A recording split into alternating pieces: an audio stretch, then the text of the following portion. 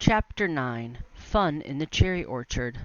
The next morning Henry thought and thought about taking the other children to pick cherries with him.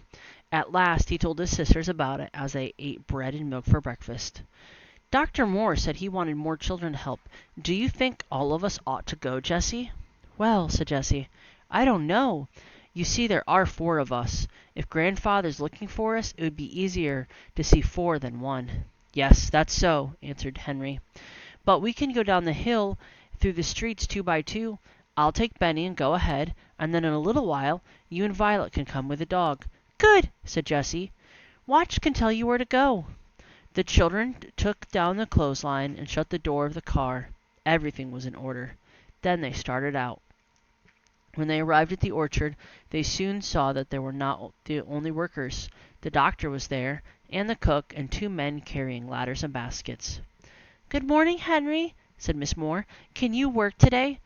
Oh, yes, said Henry. These are my sisters, Jessie and Violet. They can pick cherries, too. But Benny is too young to climb trees. But we had to bring him. Maybe he can carry baskets, said Dr. Moore, smiling at Benny. You see, this is a big cherry year, and we have to work fast once we begin. Maybe he can help fill the little baskets from the big ones. Eat all you want, said Miss Moore. The cherries are beautiful this year. The children didn't eat all they wanted, but every now and then a big red cherry went into somebody's mouth.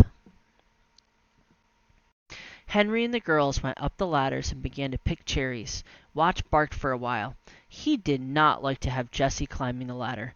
Then he sat down and looked at her up in the tree. Benny hurried here and there, carrying baskets to the pickers and eating all the cherries he wanted. Everyone in the orchard liked Benny. The doctor laughed delightedly at him, and sweet Miss Moore fell in love with him at once. By and by he sat down beside her and carefully filled small baskets with cherries from the big baskets.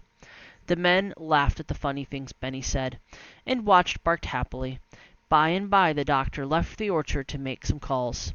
At last Miss Moore said, I've never had such happy cherry pickers before. You are having such a good time out here that I don't want to go in the house. She smiled. Mary the cook seemed to think the same thing, for she came again and again into the orchard, and after a while the cook went to get dinner, but the children still picked cherries. At noon Dr. Moore came home. You must stay to dinner, he said to the children. We can eat here in the orchard under the trees. Will your mother be watching for you? When he asked this, he looked at Henry in a queer way. Henry didn't know what to say, but at last Jessie said, No, our mother and father are dead. Then you must say, said Miss Moore. Here comes Mary. The cook put a table under the trees, and they all sat around it and ate a delicious dinner. Then Mary went into the house and came out again with big bowls of cherry dumplings. I can smell something good, cried Benny. Is it cherries? Yes, my little dear, said Mary. Cherry dumplings. The cherries are cooked in the dumplings.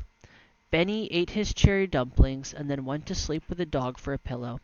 But Henry and Jessie and Violet began to work again, and Miss Moore looked out of the window at them.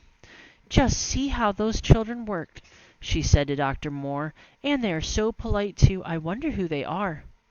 Dr. Moore said nothing. After a while he went out to the orchard. You've worked long enough, he said. He gave them $4 and all the cherries they could carry. This is too much, said Henry. No, said Dr. Moore, it's just right. You see, you are better than most workers because you are so happy. Come again. I'll come every day, said Benny, and they all laughed. Dr. Moore saw that the children did not leave the orchard at the same time, but starting down the street 2 by 2.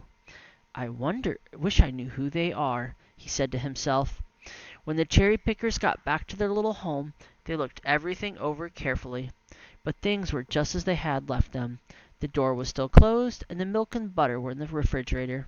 The children made a happy supper of bread and butter and cherries, and then went to bed in the boxcar. That same night Dr. Moore sat reading the paper. All at once he saw the word lost and began to read. Lost. 4 children. 2 boys, 2 girls. Somewhere around Greenfield or Silver City.